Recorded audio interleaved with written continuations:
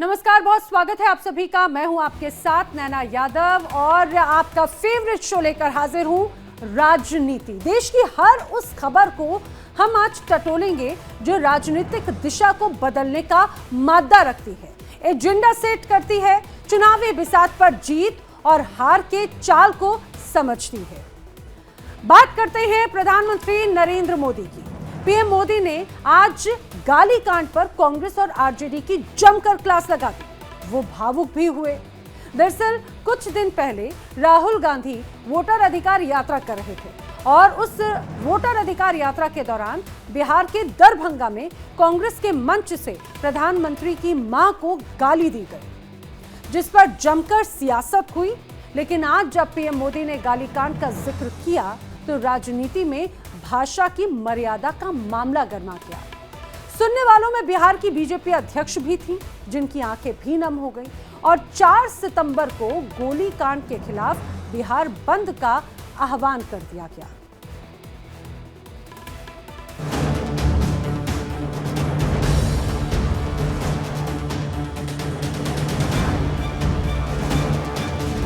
राहुल गांधी की बिहार वोटर अधिकार यात्रा पर गाली कांड पड़ गया भारी।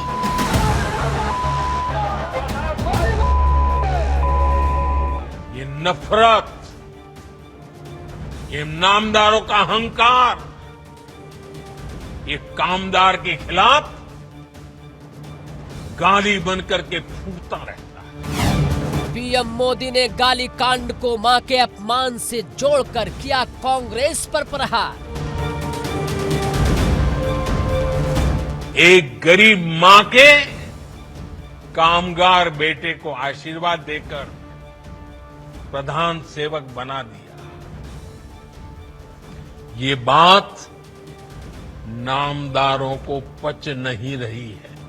पीएम मोदी ने मां शब्द की मर्यादा का हवाला देकर राहुल को बताया सियासत के युवराज। एक गरीब मां की तपस्या,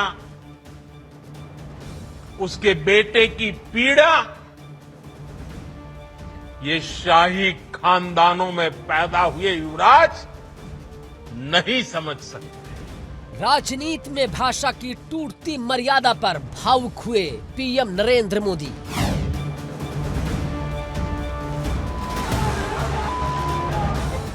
मेरी स्वर्गीय मां को, जिसका शरीर नहीं रहा है, जिसका राजनीति से कोई लेना देना नहीं है,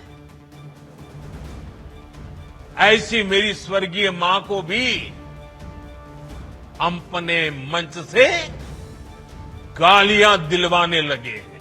पीएम मोदी की एंट्री के बाद बिहार में मां का अपमान बन गया चुनावी हथियार।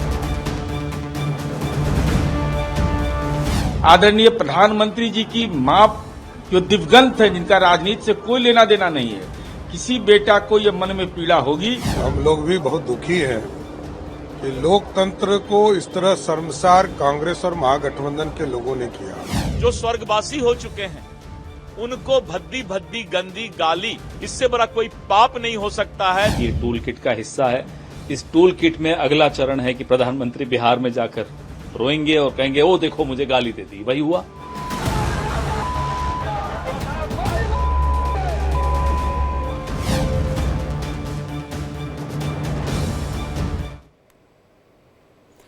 तो प्रधानमंत्री नरेंद्र मोदी को गाली, जी हां, और सिर्फ एक बार नहीं, दर्जनों बार, कई बार, बार बार। चुनावी मौसम हो या फिर संसद का सत्र, जब जब सियासत की तपिश बढ़ी है तब तब जुबानें फिसली हैं, निशाने पर रहे हैं नरेंद्र मोदी। और अब सवाल ये कि क्या ये गालियां सियासत के तीर बन गई हैं और क्या जनता इन शब्दों को भूलेगी या फिर वोट में बदलेगी?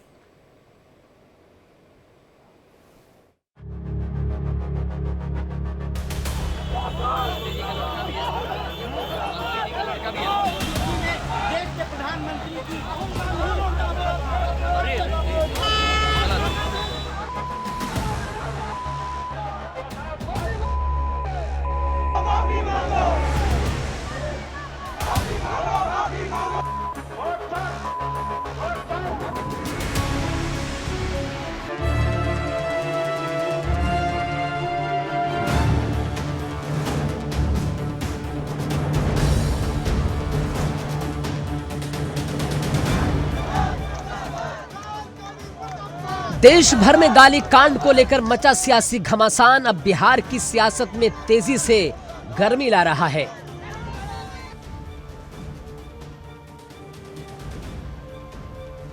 पीएम नरेंद्र मोदी की मां को लेकर की गई टिप्पणी के बाद राजनीतिक गलियारों में तूफान आ गया है।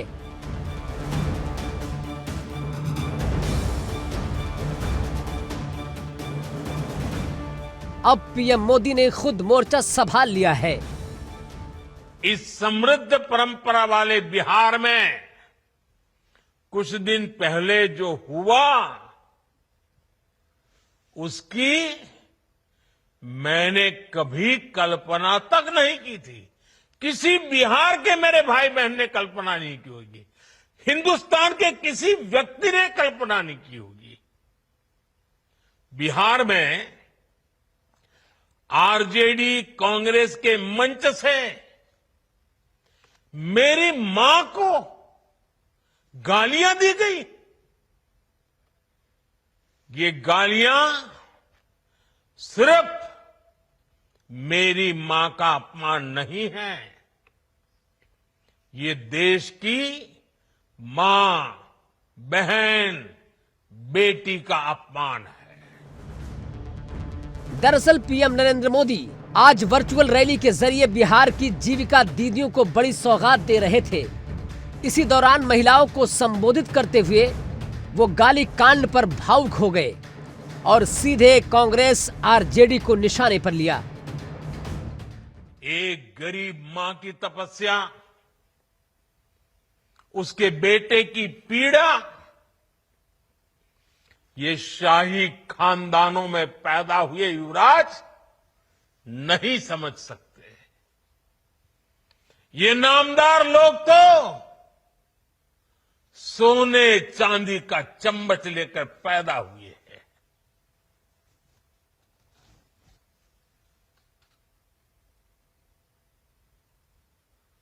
वो तो यही मानते हैं कि देश और बिहार की सत्ता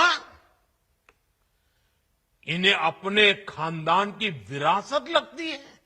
एक गरीब मां के कामगार बेटे को आशीर्वाद देकर प्रधान सेवक बना दिया।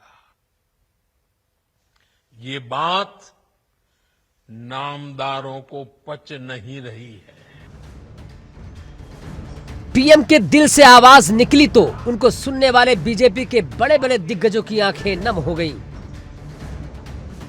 मैंने भी बचपन से अपनी मां को और देश के कई हिस्सों से सड़कों पर उतरकर मां की गाली के खिलाफ आवाज उठाने लगे। राहुल गांधी हाय हाय, कांग्रेस हाय हाय, कांग्रेस हाय हाय, मां का अपमान हिंदुस्तान। इतना ही नहीं, बीजेपी ने इस मुद्दे को जमीनी स्तर पर पहुंचाने की रणनीति बना ली है और 4 सितंबर को बिहार बंद का आह्वान किया है। जिस तरह से इंडी गठबंधन राजद कांग्रेस के मंच से प्रधानमंत्री श्री नरेंद्र मोदी जी के 100 वर्ष के उम्र में स्वर्गवासी माताजी, जो 100 वर्ष के बाद जिनकी मृत्यु हुई, और जिस प्रधानमंत्री नरेंद्र मोदी जी के माताजी ने कभी प्रधानमंत्री बनने का कोई सुख नहीं भोगा, उनकी मां कभी दिल्ली नहीं आई, और उस माता को जो स्वर्गवासी हो चुके हैं उनको भद्दी भद्दी गंदी गाली, इससे बड़ा कोई पाप नहीं हो सकता है। बिहार के धरती को शर्मसार करने का काम राहुल गांधी और तेजस्वी यादव ने करवाया है। बिहार चुनाव से पहले राहुल के मंच से की गई टिप्पणी ने आग में घी डालने का काम किया।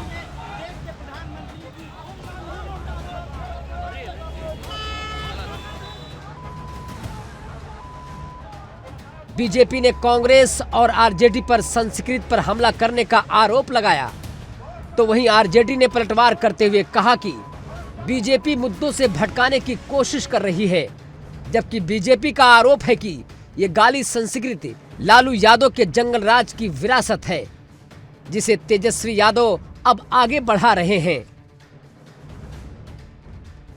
हम लोग भी बहुत दुखी हैं कि लोकतंत्र को इस तरह शर्मसार कांग्रेस और महागठबंधन के लोगों ने किया और मां बहन की गाली आदरणीय प्रधानमंत्री जी को दिया। और जिस पीड़ा में आदरणीय प्रधानमंत्री जी थे, हम लोग भी उस पीड़ा को एहसास कर सकते हैं कि कोई सार्वजनिक जीवन में जिनकी मां की मृत्यु हो गई हो, उनको इस तरह का गाली कोई राजनीतिक संगठन दे, इससे बड़ा दुर्भाग्य या लोकतंत्र के लिए शर्मसार करने वाली घटना दूसरी नहीं हो सकती। वहीं विपक्ष का दावा है कि असल मुद्दों से लोगों का ध्यान हटाने के लिए पीएम मोदी ने मां की गाली को मुद्दा बनाया है। आरोप लगाया कि महंगाई, बेरोजगारी, जातीय जनगणना, शिक्षा, स्वास्थ्य जैसे असली मुद्दों से ध्यान भटकाने के लिए ये भावनात्मक मुद्दा उठाया गया है। जिस दिन ये गाली कांड हुआ उसके दूसरे दिन से लगातार मैं आप सबको बार बार कह रहा हूं कि ये टूल किट का हिस्सा है। इस टूल किट में अगला चरण है कि प्रधानमंत्री बिहार में जाकर रोएंगे और कहेंगे ओ देखो मुझे गाली दे दी। वही हुआ जो कहा मैंने 4 दिन पहले, ये हो रहा है आपके सामने। न कांग्रेस में कोई ऐसा नेता या कार्यकर्ता है जो किसी की मां का अपमान कर सकता है। मैं पूरी उम्मीद है मुझे कि बीजेपी में भी ऐसा नहीं होगा। और अब ये टूल किट चलेगा भी नहीं कि आप किसी से बदमाशी करा दो, हमारे मंच जहां सभा समाप्त हो गई वहां अपने आप को गाली दिलवा दो, फिर आओ रोने, देखो मुझे गाली दे दी, मुझे गाली दे दी। ये बहुत बार हो चुका है, बार बार नहीं होगा। आदरणीय प्रधानमंत्री जी को बहुत ही सम्मान के साथ हम कहना चाहते हैं कि आदरणीय प्रधानमंत्री जी, आपकी मां हमारे लिए भी पूजनीय है और दुनिया में किसी की भी मां सब पूजनीय है। माताओं का सम्मान, ये भारत माता इसीलिए कहा गया है, ये माताओं बहनों का यहाँ सम्मान होता है। लेकिन आदरणीय प्रधानमंत्री जी, जिस गाली की आप बात कर रहे हैं, जिसने भी इस तरह का काम किया है उसको फांसी पर लटका दीजिए, उस पर कार्रवाई कीजिए, आपकी सरकार है। लेकिन जब उस मंच पर श्री राहुल गांधी जी, श्री तेजस्वी यादव जी गए ही नहीं, वो हमारे राजद के, कांग्रेस के कार्यकर्ता और कोई है ही नहीं, तो फिर राजद कांग्रेस को इस तरह से बदनाम करना, जनता को भावनाओं में लेकर मां के को ढाल बनाना, ये कहीं से उचित नहीं है। लोग प्रधानमंत्री की बात पर जरूर यकीन करते हैं। अगर उनके द्वारा इस तरह की भाषा का इस्तेमाल नहीं होता। सारे देश को याद है कि उन्होंने राहुल गांधी जी की माता और कांग्रेस की अध्यक्षा सोनिया जी के बारे में क्या कहा था। सबों को याद है कि उन्होंने उनको संबोधन किया था जर्सी गाय से। इतने बड़े पद पर और संवैधानिक पद पर रहते हुए बोलता हो तो एक मामूली का चलता फिरता कार्यकर्ता अगर इस तरह की लैंग्वेज या इस तरह की भाषा का इस्तेमाल उसने किया, और उस मंच पर न राहुल गांधी थे न कोई इंडिया गठबंधन के कोई नेता थे, उस मंच से उसने अगर कुछ बोला है वो निंदनीय है। इस बीच बिहार के मुख्यमंत्री नीतीश कुमार ने अब तक इस विवाद पर चुप्पी साध रखी है, लेकिन राजनीतिक गलियारों में सवाल उठ रहे हैं। क्या नीतीश इस गाली राजनीति से खुद को अलग रखना चाह रहे हैं या कोई सियासी चाल चल रहे हैं? हालांकि जेडीयू प्रवक्ता हमलावर हैं। देश के प्रधानमंत्री की मां के बारे में आपत्तिजनक टिप्पणी किया जाना और उसका राहुल गांधी और महागठबंधन के घटक दल द्वारा निंदा तक नहीं किया जाना, पार्टी के स्तर पर कोई कार्रवाई नहीं किया जाना, आदरणीय प्रधानमंत्री जी की मां जो दिवंगत है, जिनका राजनीति से कोई लेना देना नहीं है, किसी बेटा को यह मन में पीड़ा होगी कि जिस मां ने हमको जन्म दिया, जिसने पाला पोसा, तो दर्द छलक गया उनका, तो उन्होंने अपनी भावना व्यक्त की है। तो जब देश के वो प्रधानमंत्री हैं तो स्वाभाविक रूप से उनकी मां को अगर गाली आप दे रहे हैं तो हर मां कहीं न कहीं आहत होगी। बिहार की सियासत में गालियों का ये दौर नया नहीं है, लेकिन इस बार बात निजी भावनाओं तक पहुंची है। चुनाव नजदीक है, ध्रुवीकरण की कोशिशें तेज हैं। देखना होगा कि गालियों से भरी ये सियासत जनता को कितना प्रभावित करती है। Bureau report, India daily.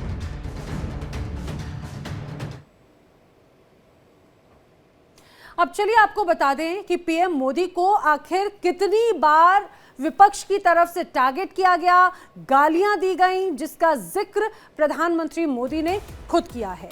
आज प्रधानमंत्री ने कहा कि उनकी मां को कांग्रेस आरजेडी के मंच से गाली दी गई। 10 जनवरी 2025 को याद कीजिए, पीएम मोदी ने हमला करते हुए कहा था कि विपक्ष के पास जो होगा वो वही देंगे। 28 मई 2024 को प्रधानमंत्री ने दावा किया था कि उन्हें विपक्षी नेताओं ने 101 बार गाली दी। वहीं 3 मई 2023 को कहा कि विपक्ष के वोट मांगने का तरीका ही पीएम मोदी को गाली देना है। अब हाल ही में 29 अप्रैल 2023 को प्रधानमंत्री ने कांग्रेस को घेरा और कहा कि उन्हें 91 बार गालियां दी गई, 91 टाइम्स। 13 नवंबर 2022 को भी पीएम मोदी ने दावा किया कि हर रोज उन्हें विपक्ष वाले 2 से 3 किलो गाली देते हैं। तो पहला मौका नहीं है जब इस तरह से विपक्ष की तरफ से घेरते हुए अपशब्द कहे गए हों। इसके पहले भी कई बार ये तस्वीर नजर आई। अब आगे बढ़ते हैं, बात करते हैं आज की राजनीति की बड़ी और दूसरी खबर की। महाराष्ट्र की सियासत में आज मराठा आरक्षण आंदोलन ने नया मोड़ ले लिया। 5 दिनों तक भूख हड़ताल पर डटे रहे मनोज जरांगे और आखिरकार उन्होंने जीत का ऐलान कर दिया है। सरकार ने उनकी बड़ी मांगों को मान लिया है और जरांगे ने 2 महीने का टाइम फ्रेम दिया है कि मराठा और कुणबी को एक ही समुदाय मानते हुए जीआर जारी किया जाए। जरांगे ने यह भी कहा कि सरकार ने आंदोलन में शहीद हुए परिवारों को मुआवजा देने और प्रदर्शनकारियों पर दर्ज केस वापस लेने का वादा भी किया है।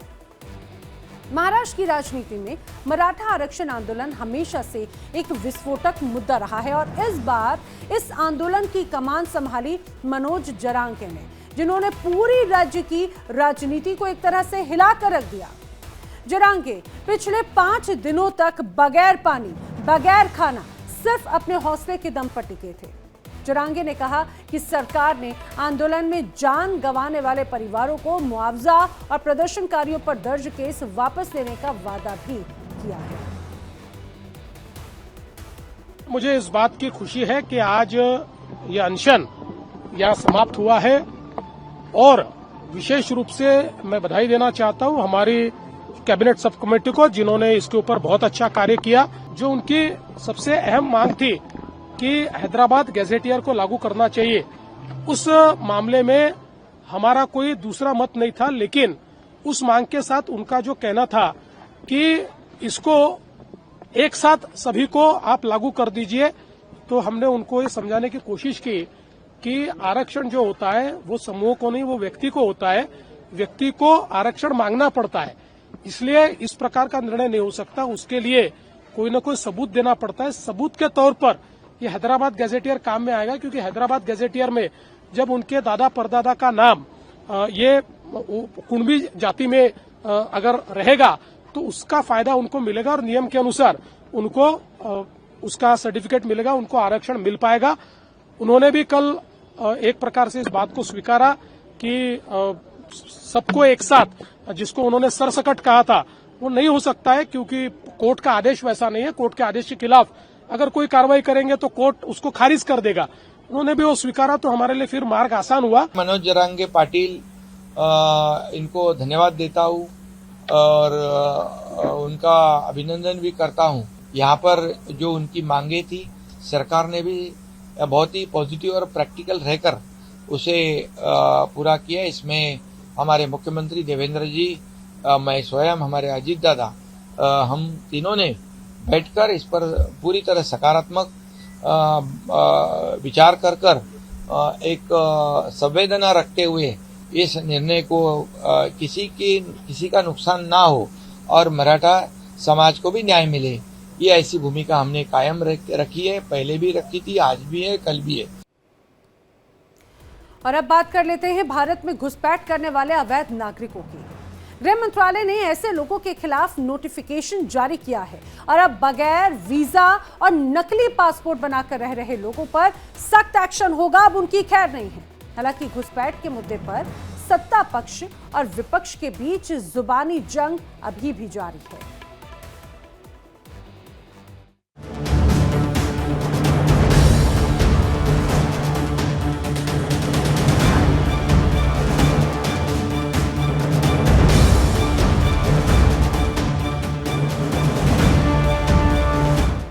घुसपैठियों पर नकेल कसने के लिए केंद्र सरकार ने मोर्चा संभाल लिया है।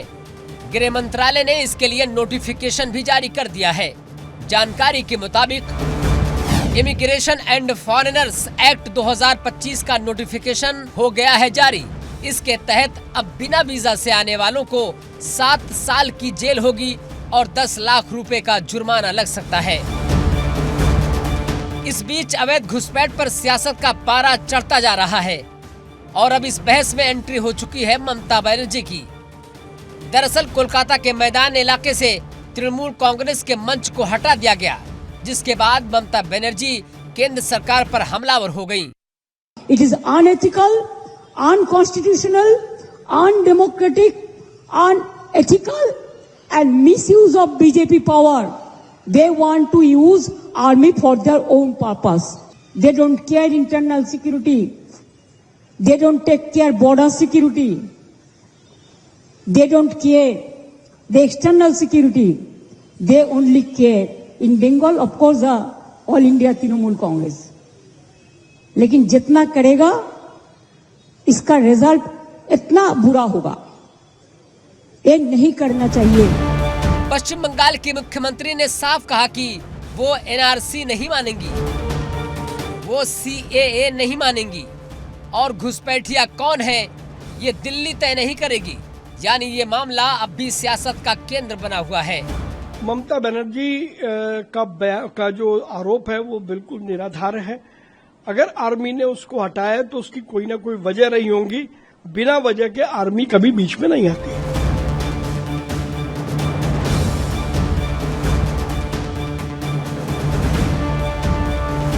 भारत में अवैध प्रवासी सबसे ज्यादा बांग्लादेश, म्यांमार और अफगानिस्तान से आते हैं। अनुमान है कि भारत में 2 करोड़ से ज्यादा घुसपैठिए हो सकते हैं, जिनमें अकेले बंगाल, असम और दिल्ली में बड़ी संख्या में हैं।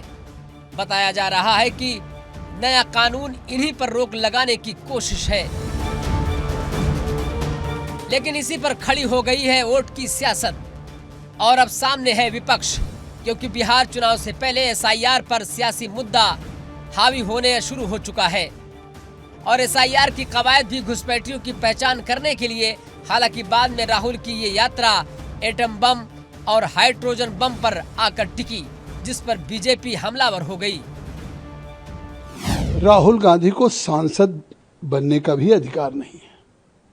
अगर राहुल गांधी एक सांसद के रूप में चुने गए हैं तो कम से कम किस भाषा का प्रयोग कर रहे हैं उसका उनको ज्ञान होना चाहिए, उसका अर्थ जानना चाहिए। अगर वो हाइड्रोजन बम की बात कर रहे हैं तो हाइड्रोजन बम का तात्पर्य है विनाश, तो क्या वो नागासाकी, हिरोशिमा बनाने की बात कर रहे हैं? अगर उन्होंने अपनी एक यात्रा किया तो उस यात्रा का परिणाम हाइड्रोजन बम गिरा के करेंगे? तो मुझे लगता है कि अभी तो उनको पढ़ने की जरूरत है। उनको कम से कम भाषा का विन्यास और भाषा का ज्ञान होना चाहिए।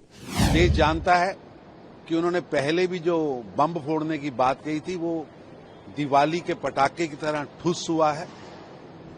अभी तक दुनिया में कहीं भी हाइड्रोजन बम फोड़ा नहीं गया, लेकिन राहुल गांधी लगातार अमर्यादित, अभद्र भाषा का प्रयोग करके भारत की राजनीति में बम फोड़ने की संस्कृति ला रहे हैं। उनका पहला एटम बम यानी कर्नाटका वाला पहले ही फुस हो चुका है और लगातार अपने पद की गरिमा, अपने दल की गरिमा, अपने नेतृत्व की गरिमा को निम्न स्तर तक पहुंचाने का काम राहुल गांधी ने किया है। चुनाव आयोग पर जो आरोप लगाया गया है राहुल गांधी जी के द्वारा, वो तो बिल्कुल सही है। वो तो कह ही रहे हैं कि बहुत ज्यादा गड़बड़ी है और इतने लोगों का नाम आप हटा रहे हैं, तो हो सकता है कि जो जिनका एक ही नाम हो उनका भी नाम आप हटा दे रहे हैं, तो इसकी जांच होनी चाहिए। तो ये तो हमारा मुद्दा ही है कि चुनाव आयोग या वोटर आईडी वगैरह में, वोटर पत्र में जो भी गड़बड़ियां हैं उसको चुनाव आयोग सुधारे। यही मांग तो कर रही है विपक्ष। तो सवाल यही है कि क्या अवैध प्रवासी पर सियासत राष्ट्र हित के लिए है या वोट बैंक के लिए? क्या ममता बनर्जी की एंट्री इस सियासी खेल में नया मोड़ लाएगी? Bureau report, India daily.